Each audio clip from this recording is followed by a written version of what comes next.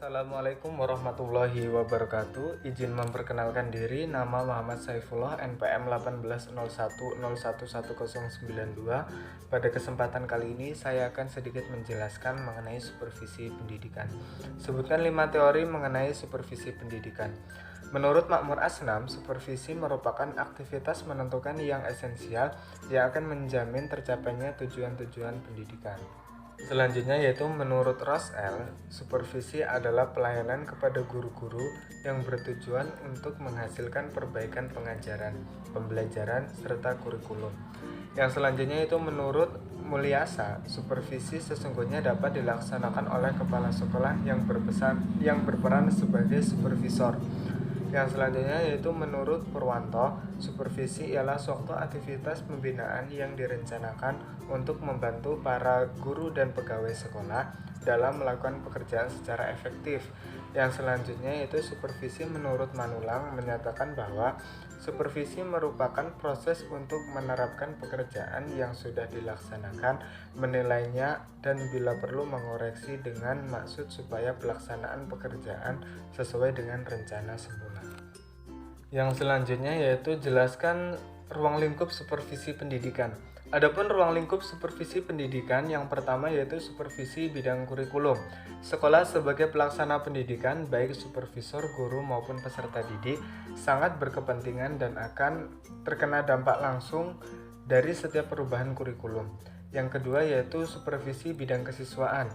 Bidang kesiswaan menjadi penting karena tujuan pendidikan adalah melahirkan siswa-siswa yang kreatif, mandiri, dan kompetitif. Bidang kesiswaan menjadi dominan karena di tangan gurulah pembelajaran dipertaruhkan. Yang ketiga yaitu supervisi bidang kepegawaian. Di dalam dunia pendidikan, tujuan supervisi bidang kepegawaian lebih mengarah pada pembangunan pendidikan yang bermutu, membentuk sumber daya manusia yang handal, produktif, kreatif, serta berprestasi. Yang selanjutnya yaitu supervisi bidang sarana dan prasarana. Tujuan anak sekolah yaitu agar dia menjadi lebih baik, pintar, dan terampil. Dibutuhkan proses yang tidak sederhana dan panjang agar tujuan ini berhasil di sekolah, dan salah satunya yaitu menyediakan sarana dan prasarana yang baik dan memadai. Yang selanjutnya yaitu supervisi bidang keuangan. Biaya menempati posisi yang sangat penting dalam proses pendidikan. Dipastikan bahwa lembaga pendidikan yang bagus ditopang oleh biaya yang memadai. Selanjutnya yaitu supervisi bidang humas. Untuk mencapai hal dalam bidang humas atau hubungan masyarakat tersebut yaitu dengan jalan komunikasi yang baik dan luas secara timbal balik. Yang selanjutnya yaitu jelaskan siapa saja yang memiliki kewajiban untuk melaksanakan supervisi. Bentuk supervisi yang biasanya terdapat pada dunia pendidikan yaitu biasanya dilakukan kepala sekolah kepada guru-guru yang ada di sebuah sekolah. Kepala sekolah sebagai supervisor di dunia pendidikan bertugas untuk membantu dan membina guru sebagai mitra kerjanya agar lebih profesional dalam melaksanakan tugasnya. Yang selanjutnya yaitu apa yang harus dipersiapkan supervisor sebelum melakukan supervisi.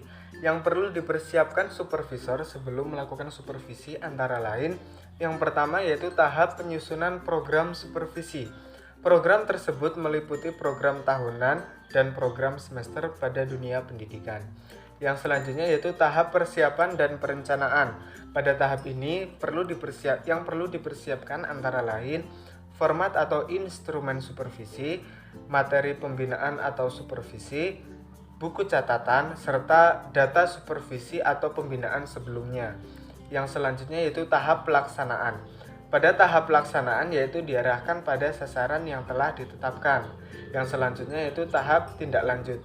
Tahap tindak lanjut merupakan pembinaan dan perbaikan dari hasil temuan pada saat melakukan supervisi. Yang selanjutnya yaitu jelaskan langkah-langkah dalam melakukan supervisi. Secara umum, langkah-langkah dalam melakukan supervisi terdapat 3 tahap. Yang pertama yaitu tahap perencanaan.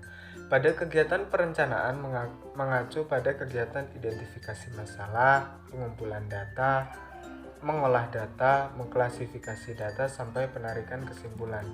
Yang selanjutnya yaitu kegiatan pelaksanaan.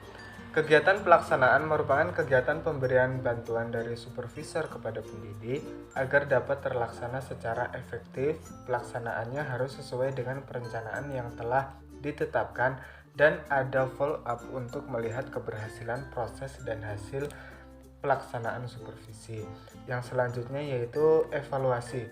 Pada kegiatan evaluasi merupakan kegiatan untuk menelaah keberhasilan proses dan hasil pelaksanaan supervisi. Evaluasi dilaksanakan secara komprehensif.